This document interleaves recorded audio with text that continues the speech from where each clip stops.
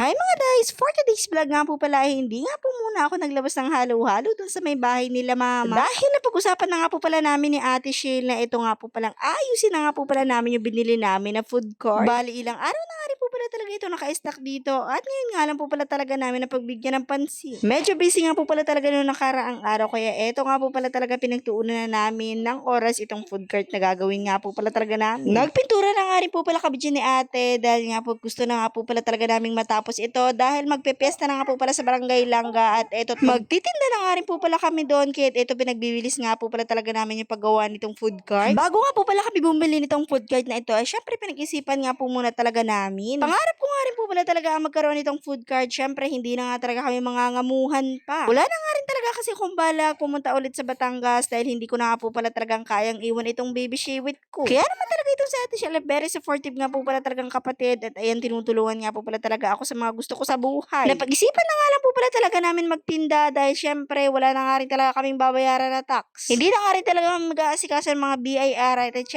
talaga ng mga papel na kailangan pa dahil syempre pag nag-business ka ay kailangan yun. Dito ay idadrive mo nga lang talaga yan tapos andun ka lang sa may kalsada ay bongga na talaga ang kita. Wala ka na nga talagang iisipin kung anong oras ka na magtatrabaho dahil syempre kapag nangamuhan ka nga talaga ay may oras sa pagpasok. Dito nga po pala talaga sa pagtitinda namin ay wala ka nga talagang amo. Riling oras mo pa talaga kung kailan ka magtitinda at kapag ikaw ay tinatamad at kahit hindi ka na talaga magtinda ay okay na. Mas okay na nga talaga magtinda kaysa sa mga muhan. Syempre sa isang araw ay bongga nga rin talaga ang kita. Kailangan mo nga lang talaga kasi magtiyaga dahil may umaga at gabi nga po pala talaga sa pagtitinda nito. Wala pa nga rin po pala talaga kaming maisip na ititinda dito pero syempre nandito nga po pala talaga ang siomai at mga street food. Balak nga rin po pala namin magtinda ng mga pulutan kapag nga po pala may beer plaza dahil malapit na nga rin po pala talaga ang mga kapistahan dito sa amin. Magbabandang tanghali nga po pala na naparito nga po pala sila Ate Edna at si Kuya Abi. Mali nga po pala talaga yung pinagagawa namin ni Ate Shil kanina umaga sa pagpipintura dahil sabi nga po pala ni Kuya Abi ay dapat nga po pala talaga primer muna yung inuuna bago nga po pala talaga yung mga kulay-kulay. Kaya naman eto napaulit nga po pala talaga kami ni Ate Shil. Buti na lang ay meron pa nga po pala kaming natirang pintura. Syempre thank you nga rin po pala kay Ate Edna at kay Kuya Abi dahil tinulungan nga rin po pala kami dito sa pag-aayos nga po pala nitong food cart. At syempre thank you nga rin po pala kay mama na nag-aalaga nga po pala kay Baby Sherry doon nga po pala sa kabilang bahay. Dahil hindi ko na nga rin po pala talaga dito pinapunta si Baby Sherry at hindi ko na nga rin po pala dito pina-stay yung batang yun dahil yung amoy nga po pala ng pintura ay hindi kaya. Kaya naman po kanina umaga ay hinatid ko na nga rin po pala talaga yung anak ko doon para kami na nga lang po pala talaga makalanghap nitong amoy na ito. So hanggang dito na nga rin po pala talaga ang video na ito.